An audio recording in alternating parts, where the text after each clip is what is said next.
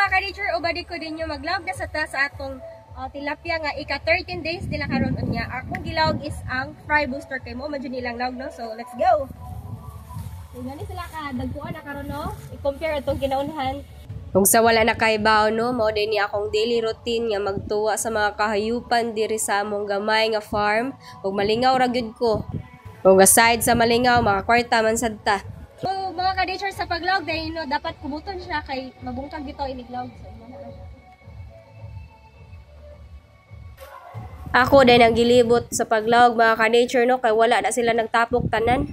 Kung makaingon gyud ko mga ka-nature nga lahi gyud ning fingerlings nato nga gikan sa luon kay dali ra gyud ang ilang pagtubo no. Kung matod pa nila mga ka-nature no, naka 6 reverse na nidaan ning atong mga fingerlings. Ang bae gyud imong laki kay mas paspas pa man mo tubo ang laki kaysa sa bae no. Ug maura to mga ka-nature, see you in my next vlog. Bye bye.